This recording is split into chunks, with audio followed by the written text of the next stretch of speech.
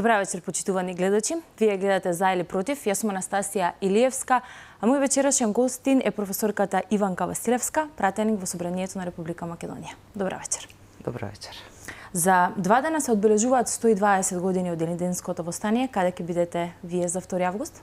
За 2 август е предвидено да бидам дел од делегацијата собраниска, која што ќе биде во Скопје. Значи ќе бидеме на неколку точки и на крајот, нели, по она што го добив како информација, завршуваме на Кале. Малку нејасно зошто премиерот Ковачевски токму на Кале ќе се обрати по повод 2 август до македонските граѓани и до меѓународната јавност, но тоа е она што сега го знаеме. Јас го чествувам 2 август како македонка и сум горда што можам да кажам дека ова е еден од најсветлите, но и најтажните историски нитки на изградбата на македонската државност. И како може да се прокоментира за прв пат во историјата, кога наместо првото заседание на АСНОМ, наместо да се одбележи пред споменикот во Жена парк, се одбележува на Калето. Ние имавме и една анкета која што ги прашавме граѓаните што мислат за тоа. Нивните коментари се дека не е добро ова. Што мислите вие? И како може ова да се свати? Дали може да се свати на некој начин? Може на многу начини да го толкуваме. Она што е сигурно и она што сите го гледаме, евидентно е пред нашите очи се случува, е дека оваа власт дополнително, нели, надоградено на онаа на претходната на Зоран Заев, работи на декомпонирање на македонската национална држава, декомпонирање на македонскиот национален идентитет, на менување и деформирање на сите белези кои што се дел од конструктот на државотворноста и оттаму пропагираат некаква интина која, за жал, не дава некаков впечаток дека на вистина е онаква каква што се обидуваат, нели, да не убедат и да ја продаваат во јавноста. И веројатно претпоставувам таквите хибридни начини на однесување допринесуваат да имаме впечаток и постојано да сме, нели, во една неизвестност од постапките, одлуките кои што ги правиме. Ако навистина во ваков историски моментум една влада која е сериозно, нели, која што се декларира дека е проевропски настроена и која се грижи за доброто на македонските граѓани, кои што всушност и ја даваат можноста да може токму тие ликови се уште да управуваат во наше име, би требало да се држат до традицијата. Гледаме секаде околу нас, но и насекаде во овој цивилизиран свет, дека тие белези имаат една светост и таа светост се одржува и таа една традиција со која што, нели, секоја една нација, секој еден конститутивен народ си ги обележува своите историски белези. Овој начин на однесување остава впечаток дека ниту мислат за доброто на граѓаните, ниту дошле со намера да направат нешто за евроинтеграцијскиот процес, туку единствено од лични лукративни причини да послужат на одредени интересовни групи од надвор кои што притискаат повторно Македонија да ја претворат во територија. Додека кај нас се случува сето ова, 120 годишнината од Илинденското востание не поминува и останува во фокусот и на нашиот источен сосед во Бугарија. Таму бевме сведоци дека претениците на поранешниот премиер Кирил Петков, кои што доагајат од неговата, нели, партија, поднесоа декларација за тие, како што го нарекуваат, Илинденско преображенско востание. На оваа иницијатива се приклучи и пратеник од ГЕРБ, а во образложението кое што стои во самата декларација пишува дека Илинденското преображенско востание е венецот на бугарското национално ослободително движење. Што значи ова за нас, што се случува таму? И па тука е грешката и она што ние го кажувавме и како, нели, научна фела и како политичка опција во моментов опозиција, дека не може да комисијата не е стручна. И јас многу жалам мојот колега професор Драги Ѓоргиев, председателот на комисијата помеѓу Македонија и Бугарија за, нели, историски прашања, за жал покажа дека апсолутно не ја почитува историската наука на која што е докторирал во Република Македонија. И целиот тим таму, значи, кој што многу пати, многу професори, не само јас, говоревме во јавност изминативе години, така лесно Левтерно го распродадоа среден век, така лесно се пазарија и за името на Гоце Делчев, така заборавија всушност на концептот на споделена историја кој е помирителен процес, нели, не само во Југоисточна Европа, туку и пак ја кажам и на други места во светот, каде што имало некои неразрешени дилеми околу историски прашања и каде имало основа за споделена историја, таму нели можел да се примени тој метод и на тој начин ни едната ни другата страна нема да може да се осеќа дека е загрозена од нели од другата страна. Во случајов начинот на кој што тие методолошки ја тераат целата работа и она што се представува во јавноста, а тоа е дека всушност имаме заедничка историја што е концептот на нашиот источен сосед. И на тој начин кој ќе ни кажат дека не задираат во идентитетско прашање и дека не е засегнат македонскиот национален идентитет или македонскиот јазик, тогаш мислам навистина и децата во градинка не им веруваат, бидејќи очигледно е што сакаат да постигнат. Всушност, можеби тие и немаат чувство за ништо, можеби колегиве кои што се дел од комисииве немаат чувство ниту одговорност. Секој си одговара за својот карактер и за своите одлуки и постапки кои што ќе ги направи. Но тоа што е вистина е непроменливо и тоа не е нешто што опозицијата го кажува за поени или затоа што ние сакаме да контрираме на одредени постапки. Сега, има еден момент кој што мислам дека јавноста треба да го има во предвид. Ова што го прави значи Република Бугарија кон Република Македонија не е од сега, не е ни од лани. Овој процес е започнат уште многу пред да почнат овие процеси последнава деценија, би рекла. Или би почнала од осамостојувањето на Република Македонија, под дисолуцијата од поранешната Југословенска федерација. Ако ги видите нивните внатрешни стратешки документи, не само на државно ниво, туку и на Бугарската академија, на разни центри, поврзани со други странски центри, значи зборувам за think tank институти и така натаму. Ќе видите дека последователно јас и минатата година по францускиот, така наречениот француски предлог, после премиерот Ковачевски, излегов и од собраниската говорница, точно ги детектирав хронолошки тие моменти, не знам јавноста колку тоа го забележа, но тука се вградени, јас не би ги повторувала, може да се погледаат, ги има на интернет, но неминовно е и очигледно е тоа дека тие си имаат стратегија која што цели се до 44-та година, каде и застанува процесот, бидејќи тогаш се конституира нели официјално на АСНОМ современата македонска национална држава. Така да ние како држава и како сериозни луѓе не можеме да бидеме несвесни дека овој процес е граден, повторно ќе кажам, 30 на години. И врз основа на таа стратегија всушност тие и си ги вградија сите барања кои што се нели влезени и во протоколот и во она што потоа беше преточено како француски предлог. Повторно ќе кажам, тоа не е француски предлог, тоа е бугарски предлог кој е со намера нели да направи од Македонија повторна територија како пред 100 години, да се избрише македонскиот народ и да се претопи во бугарскиот народ, а се останато да биде повторно тема за нели меѓусебни поделби на соседните балкански држави. И тоа не е, повторно ќе кажам, ниту хистерија, ниту некаква желба некој да биде уплашен, тоа се случува пред наши очи. Да, не мора да се вратиме години наназад, она што сега се случува, оние пораки што ги слушаме таму во Бугарија, се токму во таа насока. Значи нема потреба ни да се вратиме она што реално сега ни се случува и риториката која што ја имате токму во оваа насока и не само друго. Бараат буквално бугари во Косово, се обидуваат да најдат сето, тоа е дел од една стратегија. Можно ли е и како е можно е по соодветното прашање македонските власти на ова да не реагираат, да не го забележуваат? Единствено нешто кое што го повторуваат е дека ова е историски момент, сега е моментумот, ако не се качиме на овој воз, ќе останеме патници со багажот во рака, претпоставам тоа е пораката. Јас би ја нарекла, ако ми дозволите, силеџиска политика. Знаете, сите сте свесни колку многу афери и колку многу криминали излегува последниве неколку години. Па во последнава година мислам дека на дневно ниво има барем по 2 до 3 скандали. И тоа челни лица на владеачката коалиција.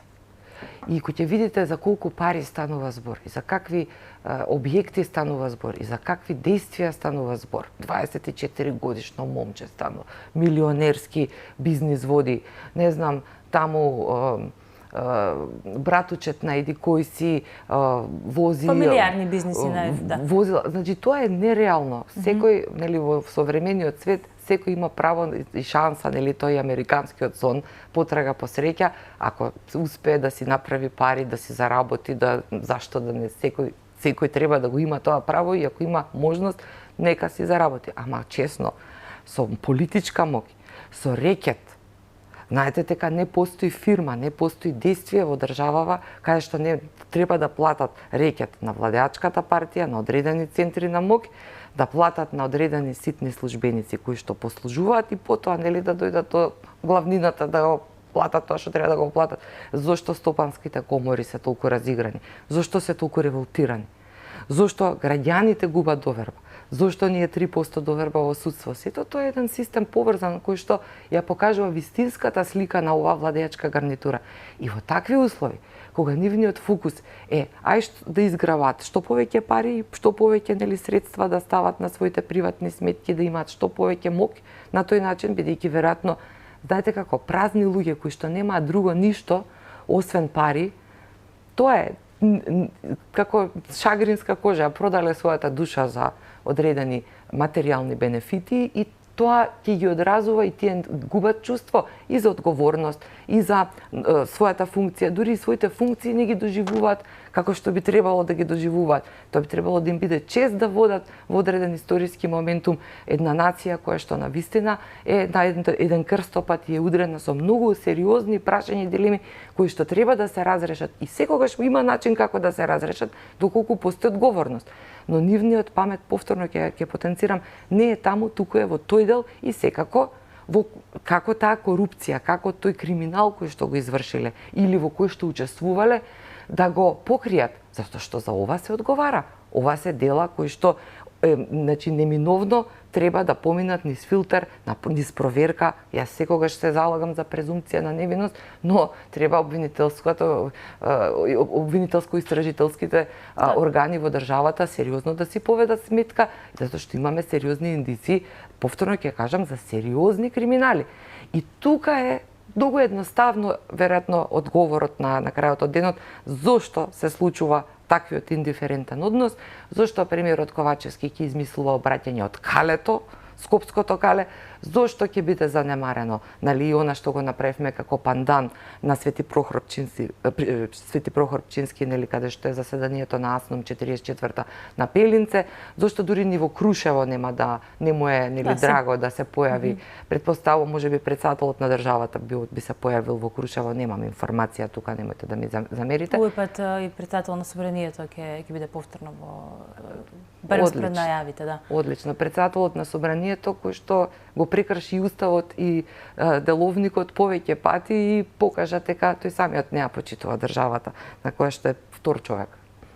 За сите овие работи кои што сега ги споменавте, професор, ќе зборуваме малку подоцна. Јас би сакала уште малку да се задржиме на Илинденското востание, бидејќи она декларација која што СДСМ ја поднесе и за која што побара поддршка од сите пратеници, направи, чинам дека не беше недостапен текстот. Не знаете ли што содржи текстот или се уште Не, има некои верзии кои што се коментираат, но оригиналниот текст не сме го добиле како пратеници. Иронично ќе се согласите тоа што во февруари, чинам беше минатата година, пратеничката група на ВМРО ДПМН поднесе слична декларација за Гоце Делчев, меѓутоа истата не помина, бидејќи пратениците на СДСМ и гласа против. Што се смени од тогаш до сега?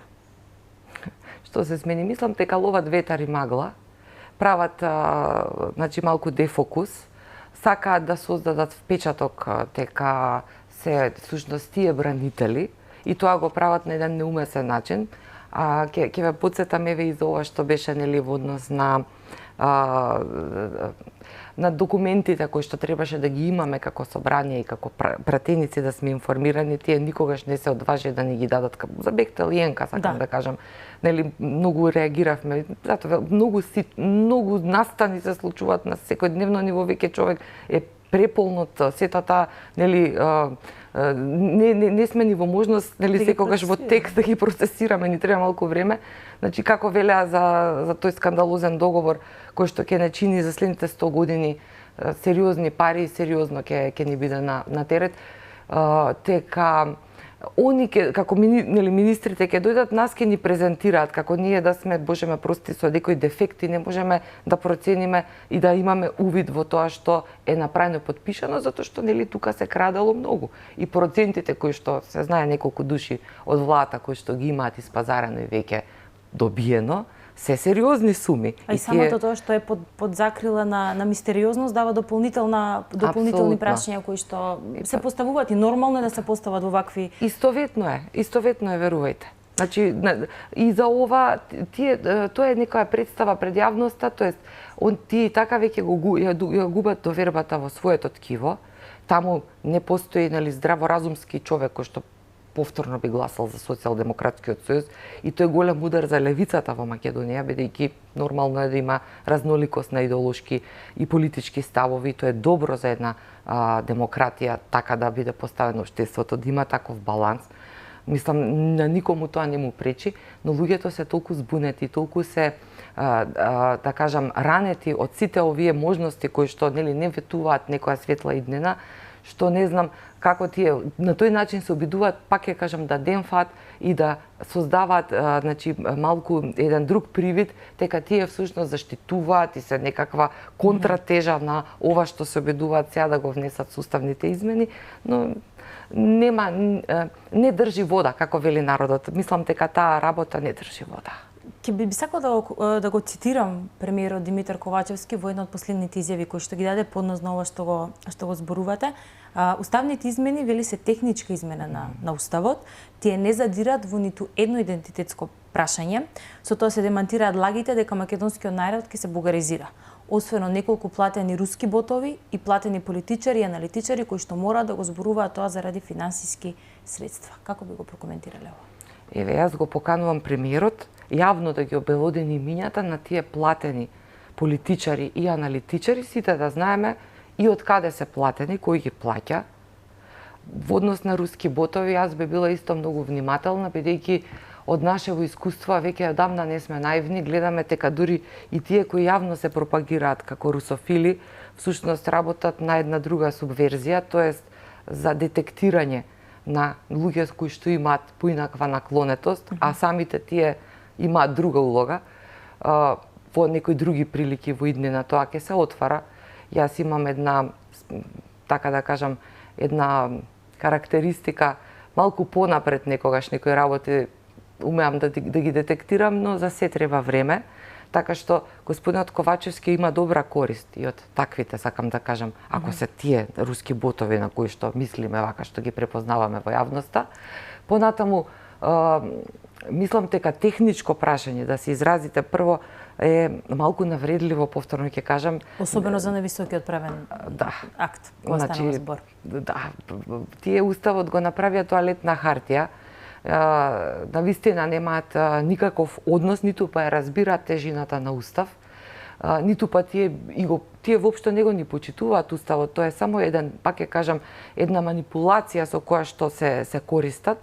За жал, внесувањето во конститутивност на бугарите во овој моментум, преку протоколот кој што беше протнат, и секој може тоа да го направи како анализа и да види, е всушност таму се сите барања за бугаризација на Македонија и на македонскиот народ, бидејќи тука не се засегнати помалите етнички заедници, тие ќе бидат засегнати доколку овој план им успее, ама тоа ќе биде во иднина и ќе биде многу касно.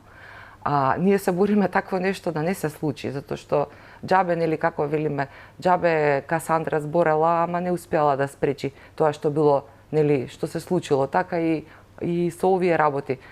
Подобро да дојдеме до можност да можеме да го поправиме ова вака како што е намерата да го протнат, отколку да дојдеме да се осведочиме каков пораз е тоа за сите, дури потоа и за помалите етнички заедници.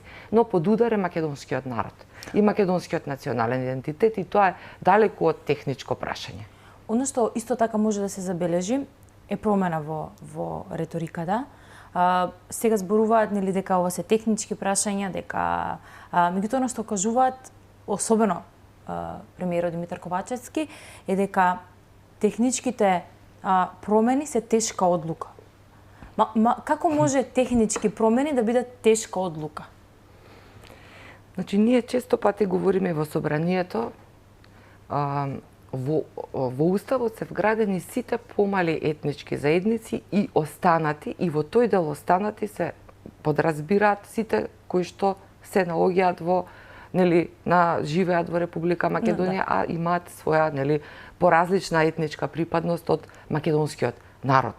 Така што, пак ќе кажам, ако ги погледнете декларациите кои што и сите стратешки документи кои што нашиот источен сосед ги има донесен овие 30 на години, ќе видите дека она што цар Борис го имаше пред стотина години како замисла, тоест Македонија да биде централниот рубин на бугарската царштина, дека ова е еден народ кој што живее во две држави, потоа се што се случуваше и за време на Прва и за време на Втора светска војна, на крајот од краиштата и ревизијата која што, тоест помирувањето кое што дојде после Втора светска војна, како враќањето на моштите на Гоце Делчев во срцето, во главниот град на македонската држава и едно затишје кое што траеше се до повторното самостојување на Република Македонија последната деценија од 20 век,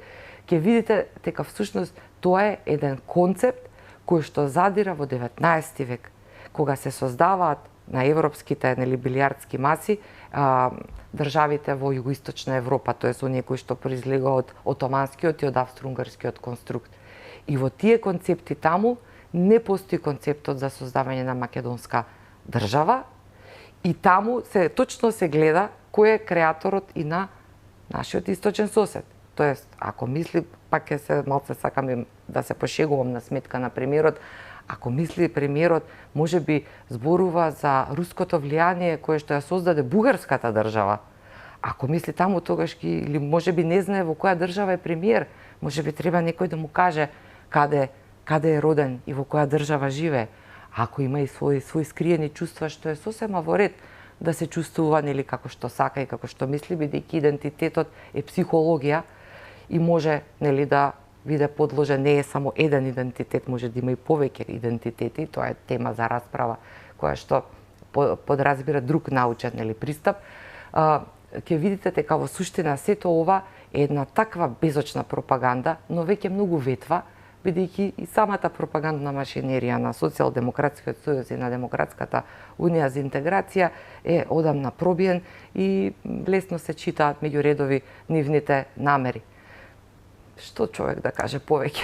Имајќи го сето ово предвид што го зборувавме во овој дел, и она што можеме да предвидиме дека би се случувало, имајќи предвиднели самата политика на Бугарија, низ историјата и сега во моментов, како може да го искоментираме молкот на владата, бидејќи од таму јавно зборува дека уставните измени се само почеток, дека допрва би следеле дополнителни барања кои што би ги имала бугарската страна и она што е уште позначено, што и да се случи во иднина, како ние треба да се поставиме во целава оваа, за да можеме да си заштитиме она што треба да се заштити?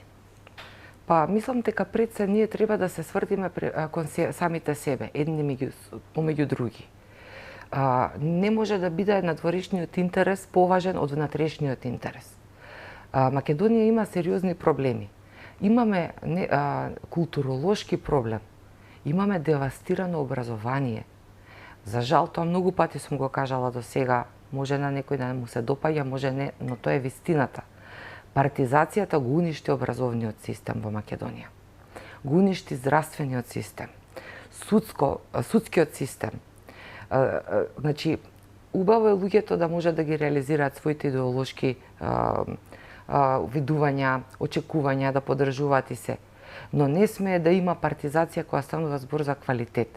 Ние имаме можеби едно 10 годишен проект кој што треба да се, ако сакаме да бидеме сериозна држава, да направиме ревизија во сите можни сегменти на општеството кои што се витални, тоест да ги одзатнеме каналите кои што ни се полни со камења и со песок и со тиња и со кал и да направиме простор да може здрава, свежа крв да може да учествува и да создаде систем на функционирање. Понатаму треба апсолутно да расчистиме со чувството на дека сме мали. Ние сме онолку мали колку што сме и големи. Бидејќи гледаме дека наши деца заминуваат секојдневно надвор, многу од нив за кратко време постигнуваат огромни успеси и се препознаени. И тие не се срамат надвор да кажат дека се од Македонија и дека се македонци. Значи, работата е како ние ќе се перцепираме. Овие како дојдоа така насилнички од шарена револуција со сите оние фанфари, со целата таа платена машинерија, значи ветуваа нешто што му беше неопходно на општеството и требаше да се оди едно ниво погоре. Но видовме и многу е јасно на сите дека тоа беше само, нели, ветар и магла, повторно ќе кажам, и ние сме уште поназад од она што бевме претходно. Сега треба, за да дојдеме до еден таков моментум, треба да направиме една рационализација и да расчистиме секој со самите себе. Не може секој да биде секаде. Треба да има ниво, квалитет, критериуми кои што се за жал изгубени. Не на индивидуално ниво, има многу професионалци и прекрасни луѓе на сите страни, но нема систем кој што ќе ги обедини. Тоа е и планот на ВМРО ДПМН, и во иднина, и во програмата 2020, и во ова сега што ќе дојде, нели, како предизборна програма со која што ќе излеземе да побараме довербата од македонските граѓани, која што ќе биде понудена до сите етнички заедници, до сите сегменти во општеството кои што сакаат да живеат во Република Македонија и веруваат во нашата приказка.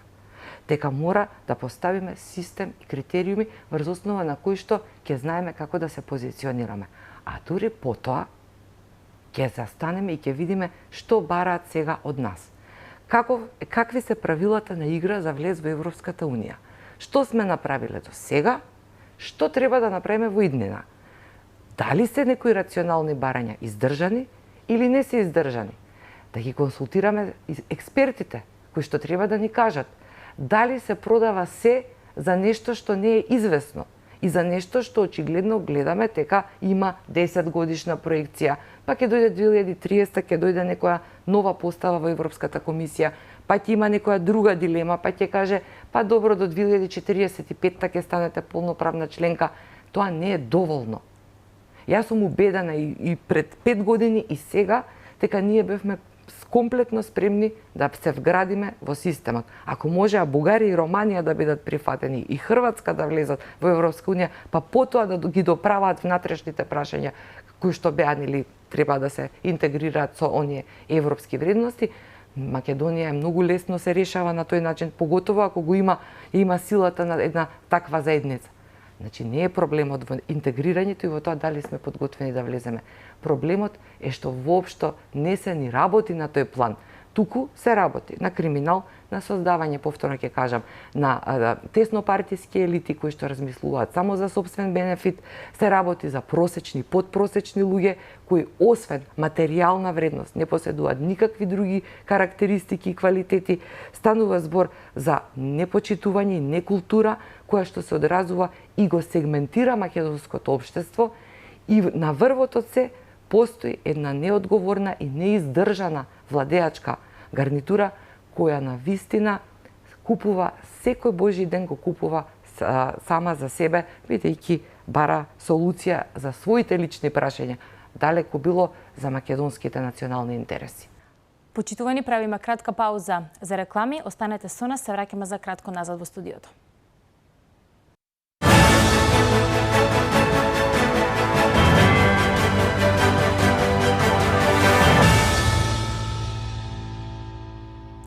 Се враќаме назад во студиото, почитувани гледачи. Мој вечерашен гостин е професорката Иванка Василевска. Продолжуваме за уставните измени. Повеќе од сигурно е дека го нема потребното мнозинство, бидејќи според она што го каже председателот на собранието Талат Џафери, е дека ќе се отвори, нема да се стават уставните измени на гласање со додека не се собере потребното мнозинство. Едно од прашањата ми било од каде председателот на собранието знае дека нема потребно мнозинство. Сите слушаме, меѓутоа треба да ги преброи, така како ги пребројал.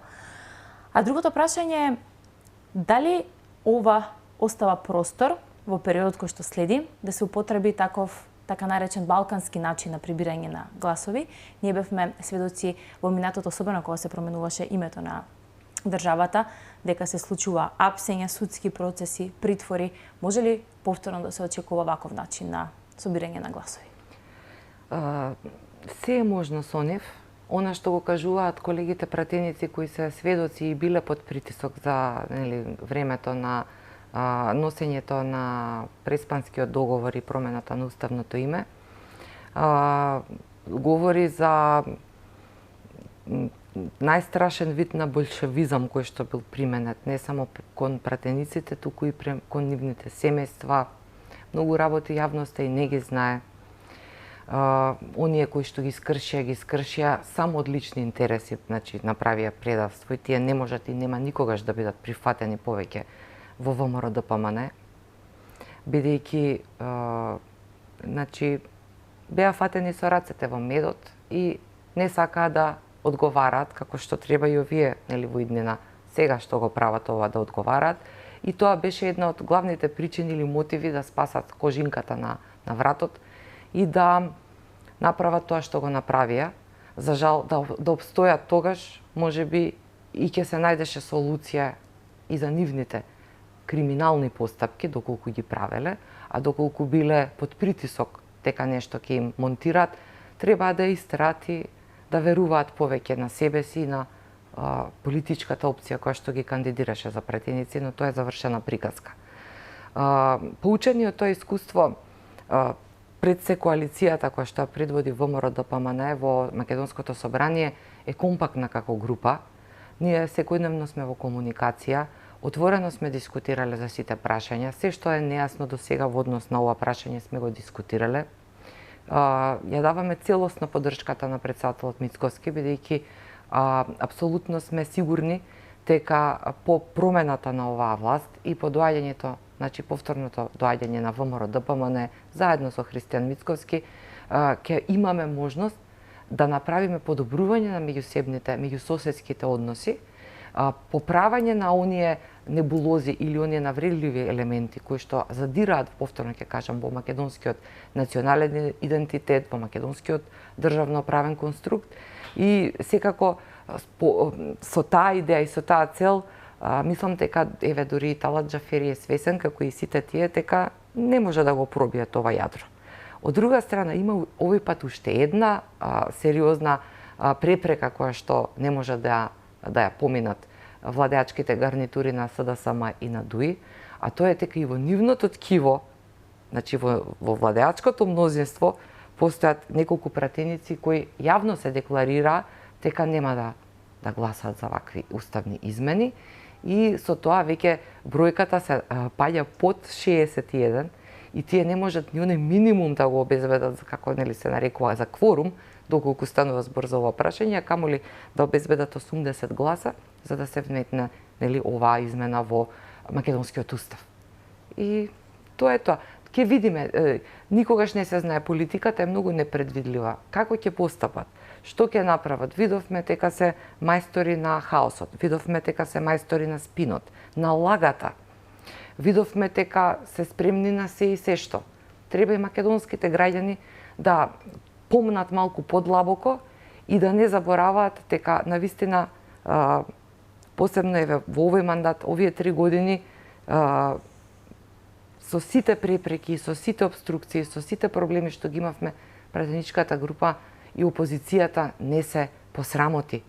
Без оглед што имаме еден хибрид како левица со колегава мој Димче Апасиев, кој него ни гледаме во собранието, морам да ви кажам. А на локално ниво, ќе ми дозволите ова да го кажам, бидејќи многу забудна се прави меѓу граѓаните и ова треба да се знае.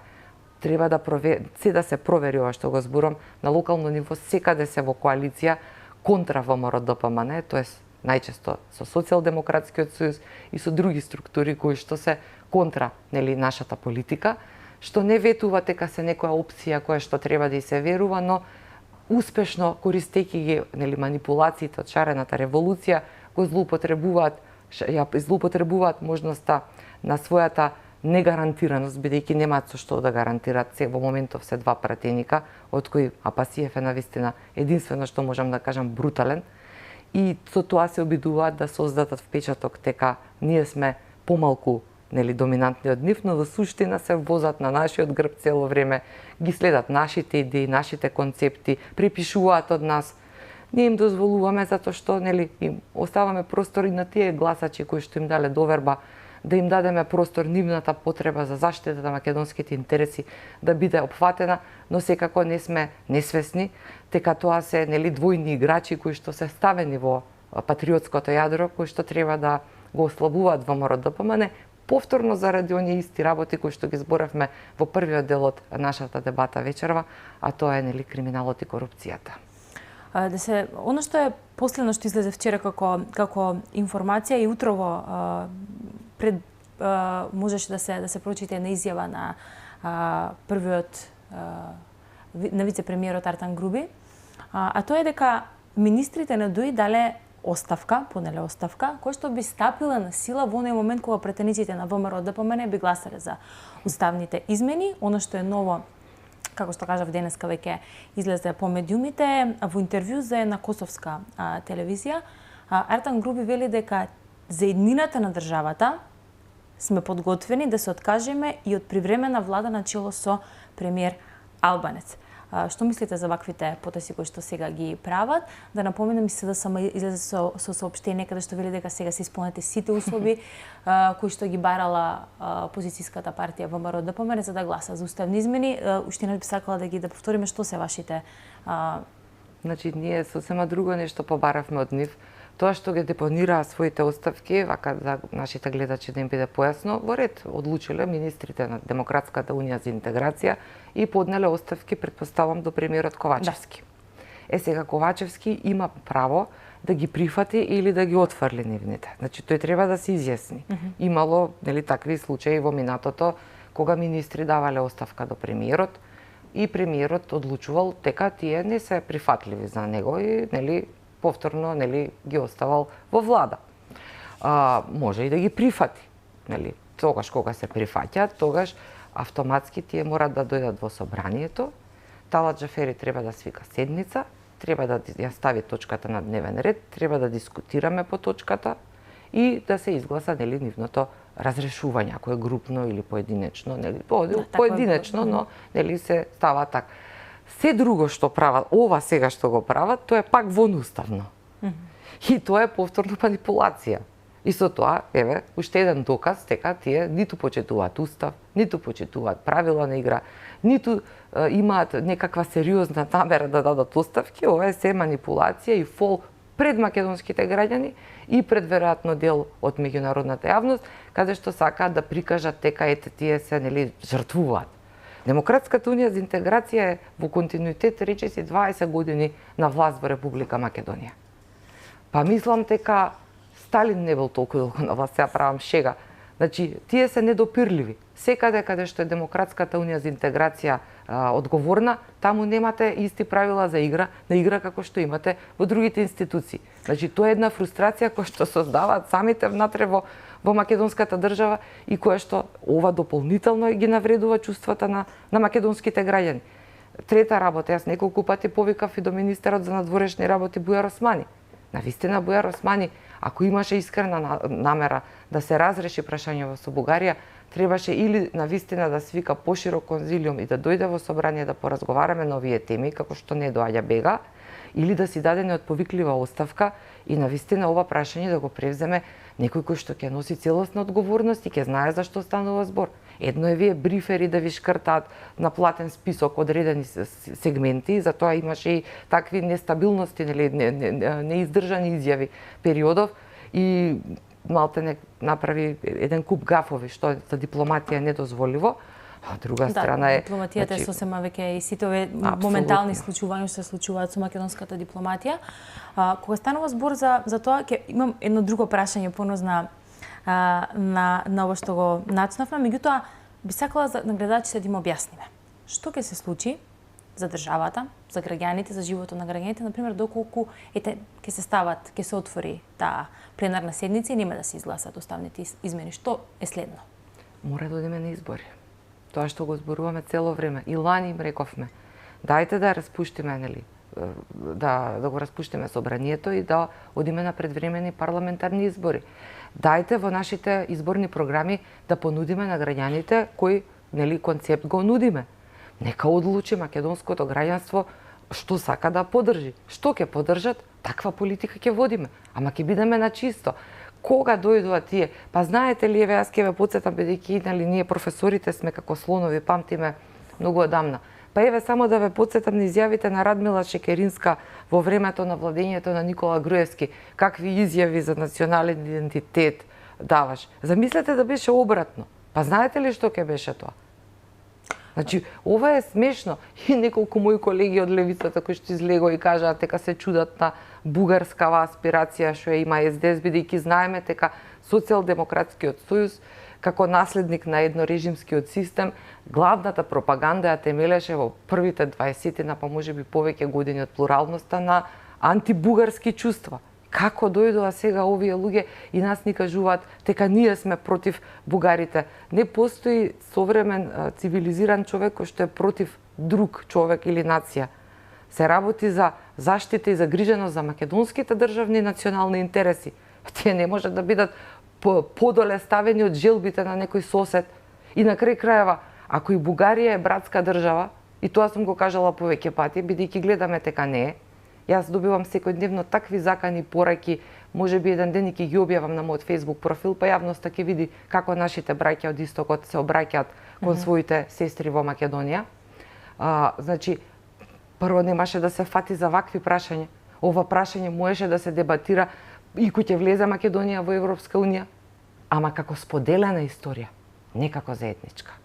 Мислите ли дека е возможно, еве да речеме, бидејќи се промени риториката, ќе го напоменам и овој сегмент, бидејќи се забележуваат овие работи, ако еднаш премиерот и носителите на власта знае да каже дека ова е историскиот момент, сега е моментот, сега имаме една риторика која што вели дека ЕУ би не чекала нас за да ги завршиме уставните измени. Вие спомнавте нешто слично. Сметате ли дека би можело да се случи да се стави на пленарна седница, да не се почне гласање, ова да се пролонгира се до избори, кои да се случат, дали се така, за теретот да се префрли на идната влада? Па ние не се плашиме од тоа. И значи председателот Мицковски тоа го кажа и во јавноста неколку пати. Зошто сте сигурни дека ние не можеме да испреговараме подобар договор? Морате да разговарате кога имате проблем. Така, тоа е и меѓу луѓе, во меѓучовечки односи, и тоа е и во меѓудржавни прашања. Значи, никој не збори за игнорирање или за отфрлање на дебата. Ама дебата на еднаква основа. И дебата каде што исто и македонските национални државни интереси ќе бидат заштитени. И во таква една дебата ние можеме да најдеме заеднички точки. Зошто да не? Еве ќе ви кажам еден друг момент кој што бидејќи се расфрлаат со европската иднина, а не го кажуваат. Па во моментот кога Република Македонија ќе стане членка, полноправна членка на Европската унија, тоа значи ќе се отворат границите. На тој начин ќе може не само слободен проток на луѓе и материјални добра, на трговија, трговска размена, така натаму и другите бенефити кои што доаѓаат, тука нема да има некаква разлика бидејќи сите ќе имаме и европски пасош. И тоа ќе биде дел од поширокиот наш идентитет. Како беше порано во поранешната федерација, тие од постарите генерации ќе се сетат. Беа југословени, па беа македонци, па срби, па не знам црногорци, па хрвати. Па ние така ќе бидеме. Ако ја дадеа можности, ако без надвор од копенхашките критериуми, ова што се прави не е правило за влез во Европска унија. Европската унија се знае на кои темели почива и се знае која е нејзината таа мировна мисија исто така после Втората светска војна. Прво помеѓу Германија и Франција, а потоа полека го зафаќа лакот да го упфати целиот полуконтинент. И таа мировна мисија не може да биде иридентистичка, или ревизионистичка на поразените сили од Втора светска војна. Напротив, тогаш ние сме на вистинската страна и треба да истраеме. Една од основите не само на Европската унија, него на секоја современа суверена држава е правото, нели? За жал, довербата на граѓаните во судството е многу ниско. Последните истражувања нели покажуваат дека дури едва 1% веруваат во судството. Дополнително на ова, нели, и дури американската амбасадорка во Македонија Ангела Аџелер кажа дека инвестицијата во напредокот во судството не ги дала потребните очекуваните резултати.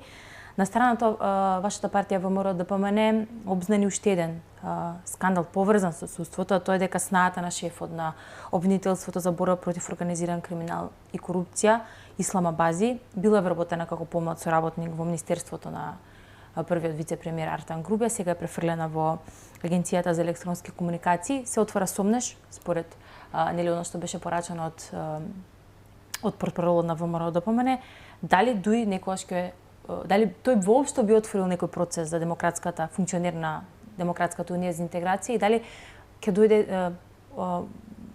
ќе се тргне тој сомнеш дека дуи останува неказнето во целиот овој процес. Затоа и ги поставија така играчите на шаховската табла. Затоа се така позиционирани. Апсолутно, видете, значи јас сум го зборувала ова во јавноста. Значи имаме информации за сериозен подкуп на суди, за тешки кривични дела. Имаме за трговија со дрога, за трговија со оружје, за трговија со бело робје. Една болна точка што како човек, нели, секој нормален човек ќе го заболи кога станува збор за човечки животи, за уништување на човечки животи. Не може да не ве допре. И имате цена, 7, 14, 25.000 евра, кои што така, нели, нормално си ги земаат одредени суди, не сите, како и во се, никогаш не треба во купчето сите да се ставаат. Мислам дека и си се знаат сите меѓу себе кој е, како е, што е. Ако вака останат, тоа треба еден ресет. И одамна го зборуваме тој ресет. Ако не направиме ресетирање и ревизија и во администрација, и во правосуден систем, и значи образование, здравството, болни точки се и апсолутно ништо нема да направиме. Не само тоа, туку и виновниците ќе си ги спакуваат куферите на Кајманските острови, сметките си се безбедни, ќе си заминат овдека пак ситна боранија ќе плаќа, народот пак ќе ја губи довербата, а младите нема да сакаат да не видат и ќе си бегаат од тука. Значи ќе биде многу болен и тежок процес и тоа се европски вредности. Затоа и ВМРО ДПМН, затоа председателот Мицкоски и сите ние бараме предвремени парламентарни избори. Колку побрзо ќе имаме парламентарни избори, колку побрзо ќе дојде легитимна власт во Република Македонија раководи, толку е побрзо можноста и шансата да почнат работите да се исправат. Затоа што на Европската комисија, кој ќе ги отвора чаптер по чаптер, тоа е поглавје по поглавје, простете, е битно дали се спроведуваат реформи кои што треба да се нели интегративни и да се во корелација со европските реформи и институционални вредности и капацитети. А нема да ги интересира дали Иванка била бугарка, дали Анастасија била македонка, дали Трајко бил албанец или не знам таму друг. Значи тоа се прашања кои што се прашања на науката. И тие требаше и треба да останат во рамките на научната дебата. Значи нашата наука и нашите колеги во соседството и насекаде во светот имаме форуми, конгреси, отворени проекти, места каде што можеме да ги брусиме, да детектираме доколку има фалсификати, да детектираме ако има некои работи што треба да се коригираат. Секогаш нели историската вистина си има своја и романтична страна, но тоа не може да биде услов за политичка интеграција или за иднина на една нација. Тоа е деградирачки процес и е далеко од европски процес. На портпаролката на ВМРО ДПМН Марија Митева пред нецела недела беше искршен автомобилот. Дали онова може да се гледа како одредена порака која што е упратена не само до нејзе, меѓутоа кон партијата? Ако сме веќе на оваа тема, јас би сакала уште едно потпрашање. Колку е тешко, односно лесно да се биде жена во политиката и дали вие сте имале одредени притисоци, закани? Да, имав. Минатата година имав закана од колешка од ДУИ на јавна дебата. Да, тоа сите го видовме. Го видовме сите. Јас бев запрепастена бидејќи ми е и универзитетска колешка, но потоа, нели, ајде, за доброто на сите, нели, не се прави драма од тоа. Знаете, кога некој претерува со некој личен проблем, во политика зборувам, тоа е исто пропаганда. И малку е невкусно. Ние сме сите луѓе, јас сум имала и убави, нели, моменти и поенти, и некои пропусти, грешки, нели, и во некогаш нема секогаш да јасно да се изразите за се, некогаш и некои работи може да не ги гледате во целост. но тука ми е тој академскиот момент ми доминира. Но морам да ви кажам дека посебно овие 6 години беа ужасни во однос и на навреди, девалвирања, етикетирања, например. Многу пати ме болело тоа што ќе ми кажат, да, супер, за тоа си стручна, ма знаеш, многу си обоена со ВМРО. А демек таа колешката моја Чупевска не е, пример ја кажувам, која што излегува и кажува небулози секојдневно и ги навредува македонците и нашите интелектуални вредности ги снижува, не е припадник на Социјалдемократскиот сојуз, но не е прифатлива, зашто таму таа екипа е помокна. Правам паралела за да биде појасно што сакам да кажам. Тука се тие предизвици секојдневно. Многу ми е жал тоа што и се случило на Марија. Сме имале, јас сум имала 2 пати физички напад, не сум пријавувала во полиција. Сум имала и вербални закани, и закани по семејството, но знаете како секој пат кога човек сака да се повлече, а ќе му дојде тоа на глава. Дури и во собранието неколку пати од службите ми имаат кажано што барате тука професорке, вие воспитувате, образувате млади луѓе, овдека е за просечни, подпросечни. Јас не се согласувам, бидејќи и во собранието, и во владата, и во сите институции, па како што зборувавме на почетокот, треба да бидат здрави индивидуи, луѓе кои што имаат став, знаење и за тоа што се стручни треба да помогнат на Македонија, покрај тоа што ќе го реализираат и својот сон, и својата амбиција. Не треба, тие се насилнички колумбиски методи со кои што жената се уште ја нема реално еднаквиот третман како мажот. Се уште сме немале жена премиер, жена председателка на државата, што многу би сакала да се случи, да победи умна жена еден ден и да имаме таков еден пример да не се чувствуваме дека не сме за нешто кадарни. Би сакала и кај мене на правниот факултет да видам жена деканка, но половата припадност мора да биде надоградена, пак ќе кажам, и со издржано, со квалитети, со етика, со разбирање и на другата страна, детектирање на проблемот и отворена јавна дискусија која што ќе влијае на подигнувањето на политичката култура. И секако тоа е еден мачен процес. Жените во политиката, особено во Македонија, но мислам дека и на балканско ниво е така, многу пократко траат и многу сме поизложени на пизма, пак ќе кажам, на етикетирање, бидејќи некои стереотипи се уште се вградени во менталната матрица и дури и оние кои што се пропагираат како многу либерални, во суштина знаеме дека имаат насилство врз жени и така натаму. И тоа е познато на сите. Така што тоа е еден процес, а и ние сите го газиме, патот и за идните жени кои што ќе дојдат по нас и треба да постои таа солидарност и поддршка. И мислам, тука морам да истакнам, дека на тој план тука имаме еден заеднички јазик со сите политички гарнитури, горе-доле, во однос на меѓусебната женска солидарна поддршка, бидејќи жените имаат еден поинаков пристап, една поинаква топлина, со својот шарм можат и малку да ги ублажат тие разјарени глави, можат и малку и да направат пресек каде што ќе ја сменат енергијата, а со тоа и да допринесат да се подобрат некои работи. И јас верувам во таа женска сила и силно ги поддржувам жените. Професорке, ви благодарам многу за гостувањето. Почитувани се надам дека успеавме да го задржиме вашето внимание. Ви посакувам остатокот од вечерта да ви биде во пријатно расположение и на фреквенцијата на телевизија Алфа. Пријатно.